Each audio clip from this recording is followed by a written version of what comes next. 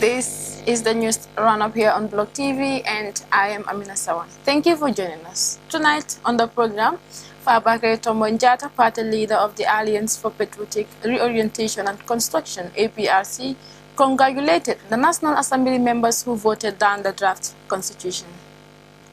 At least 12 convicted prisoners who were unable to pay their court fines were set free after the interference of the Gambia Supreme Islamic Council.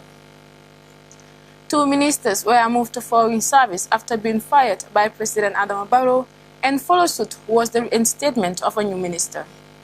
Gambia reopens airspace in October as promised by Hamad Bah, Minister of Tourism. The Gambia Center for Victims and Human Rights Violation has written to the UN and the larger international community, warning them that the rejection of the draft constitution could make it difficult to bring Yahya Jammeh to justice. The Constitutional Review Commission holds a press briefing on Thursday, October 1st, since the rejection of the new draft constitution. I am Amina Sawane. Let's start off with the APRC's party leader, Fabakary Tombong Jatta, who congratulated the National Assembly members who voted down the draft constitution. Answering questions from the media at a press conference held in the aftermath of the defeat of the draft constitution at the National Assembly, Fabakary Tombong Jatta said the lawmakers who rejected the draft acted in the interest of the Gambian people. He said the predicament the country is facing now is as a result of the failure of the entire coalition members who allowed their personal interests and greed to override the interests of the Gambian people. When the coalition came to power, it was almost a UDP government, and we had Barrow stating at times that the UDP leader is the godfather, and Ousainou Darboe also stated at times without number that Barrow is our Barrow. He even went on to the extent of saying whosoever asked Barrow to step down, he will shoot the person. But where are we today, he asked. He said APRC supporters had faced all forms of humiliation at the time, but they remanded.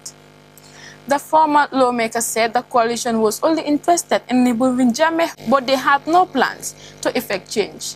Gambians were far better off during Jammeh's regime, except for a few who were crying of human rights violation. The APRC has been vindicated, and we are laughing at them now because they have turned themselves into laughing stocks, he said. Fabakary Tombong Jatta made it clear that the decision for former President Jammeh to return entirely depends on him, arguing that no government can stop Jammeh from coming back to this country if he so wishes. Asked whether Jammeh will be selected as the party's next flag bearer, Jatta said that is a decision to the APRC general membership to make. He appealed to the government to grant Yankuba Toure bail. Now to the Mile 2 Central prisons, at least 12 convicted prisoners who were unable to pay their court fines were set free on Tuesday after the Gambia Supreme Islamic Council chipped in and deposited their respective fines, amounting to more than $50,000. They were convicted of various crimes ranging from stealing, threatening violence, conspiracy to obtain money by false pretense, among others. The 12 prisoners comprised 10 Gambians and 2 Senegalese. The Gambia Supreme Islamic Council also gave the released prisoners transport refunds to return to their various homes, within and outside the country, with a view of reuniting with their families and loved ones. Some of these prisoners were convicted between 1 month to 2 years in prison. Speaking at a ceremony held at Mile 2 Central Prison in Banjul, Imam Abdullahi Fatih commended the Gambia Supreme Islamic Council and other donors for coming to the aid of the prisoners in paying their respective fines, while describing their gesture as truly Islamic and adhering to the teachings of the Holy Quran. He urged the ex-convicts to become a good ambassadors and desist from anything that could lead them into problem in the future. I want you to totally distance yourself from problems for whatever the circumstances it could be. Your being in prison is something that is destined by Allah, and it must happen. Gambia Supreme Islamic Council coming to your aid and paying your fines are also something that is destined by Allah. Therefore, our objectives are, if you leave the prison, you integrate yourself in the society and become an agent of change, he added. There are a lot of people currently at the riverside doing amazing jobs, and others are in town doing good jobs for living. In fact, others are here, especially women, selling bahal, and they are earning a good living. We have laborers in town who are earning $200 to more than $300 is a day. So it's important if you go back, you do something that is meaningful, he added. Gambians will also know that the prison authorities are doing a great job. If we are also talking about the poor prison condition, we should also ask ourselves what we can do to help rebuild the prison. Therefore, as Gambians, we should also come together and contribute some money to help rebuild prison. Gambia Prison Service Director General Antumana Mane thanked Gambia Supreme Islamic Council for the timely gesture, adding that it clearly manifests the teachings of the Holy Quran. The intervention of the Gambia Supreme Islamic Council in paying the fines of the prisoners, he said, came when Imam Fatih visited a mosque in the prison, which he is helping to rehabilitate. Sheikh Ibrahim Jato, on behalf of the Gambia Supreme Islamic Council's president, said Islam is an important pillar in anything one does in life. Hence, it's important that we support each other, even in times of difficulties, he added. 2 cabinet ministers has been removed by President Adama Barrow and quickly redeployed to the Foreign Service. Youth and Sport Minister Hadrami Sidibe and Trade Minister Lamin Diop were fired on Wednesday. State House said in a statement, His Excellency, President Adama Barrow, acting under the provisions of Section 71, subsection 4 of the Constitution of the Republic of the Gambia, has decided to relieve Mr. Hadrami M. Sidibe, Minister of Youth and Sport, and Mr. Lamin Diop, Minister of Trade, Industry, Regional Integration and Employment, of their cabinet appointments with effect from Wednesday, 30th September 2020, and both will be reassigned to the Foreign Service. Consequently, His Excellency the President has also, in exercise of the powers conferred on him under Section 71, subsection 1 and Section 71, subsection 3 of the Constitution of the Republic of the Gambia, has appointed Mr. Bakari White Baji as a Minister of Youth and Sport, with effect from Thursday, 1st October 2020. The renovation works at the main terminal building are near completion in time for the start of the 2020-2021 tourist season. The refurnished main terminal building will provide more space for both passengers and luggage handling at the arrival and departure halls, and will also have more space for offices, shops, and a VIP hall in the upper floor.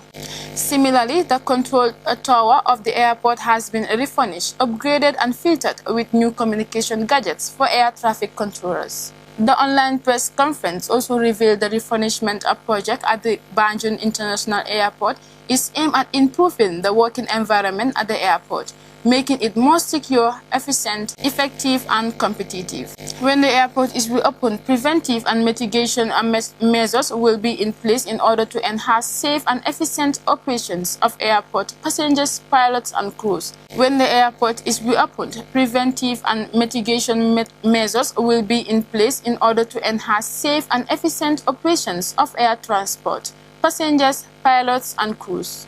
The Gambia Center for Victims of Human Rights Violation has written to UN and the larger international community, warning them that the rejection of the draft constitution could make it difficult to bring Yahya Jammeh to justice.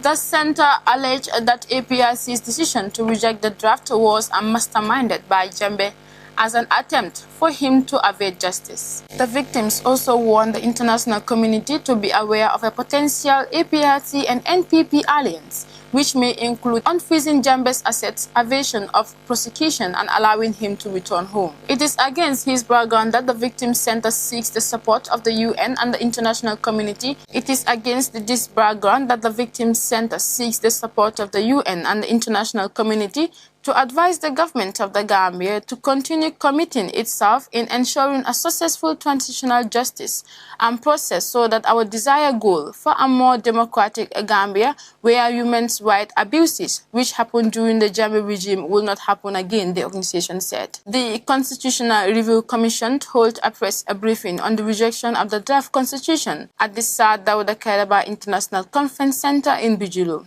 Sienna Butcher was there and she filed in this report. The Constitutional Review Commission, CRC, organized a press briefing at the Sir Dawda Kairaba Jawara International Conference Center in Bijilo. It is the first press conference organized by the CRC after the rejection of the draft constitution by the National Assembly. The press conference was focused on different strategies and techniques put in place by the CRC in drafting the new constitution for the Gambia. Speaking at the press conference was Justice Charno Suleiman Jallow, chairman of the Constitutional Review Commission of the Gambia, who highlighted on the need for a constitutional reform.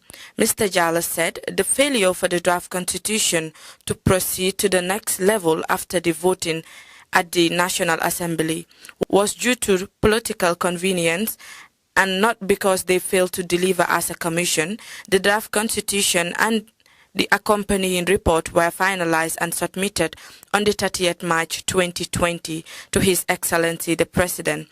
Pursuant to the requirement of the Section 21(1) of the CRC Act 2017, that action effectively ended the mandate of the Commission insofar as constitutional review was concerned. Jallow concluded by urging the Gambian people to embrace the process as he shows dissatisfaction on why the CRC was not called at the National Assembly to elaborate on the argued points before the draft constitution was rejected. As outlined in Section 22 of the CRC Act 2017, that section initially empowered the National Assembly to require CRC commissioners to attend before the National Assembly to clarify any matter and answer any question related to the provision of the Constitution. Reporting for Block TV News, I am Zainab Chow. Let's end with this rather bizarre story. A man attempted to bypass police by delivering cannabis into the cells when he was caught and arrested. Sekuba Makalu hid the drug inside loaves of bread. Police said on Wednesday they arrested Sekuba Makalu, who came to Brucibi police station with 2 pieces of sweet bread to give to the detainees in the cells. The loaves of bread were inspected by Fabakary Sanyang, leading to the unearthing of 2 wraps of suspected cannabis concealed inside the bread. He was arrested and handed over to the Brucibi Drug Law Enforcement Agency's office for further action. That's all we have for you today. Thank you so much for watching and have a beautiful rest of your day.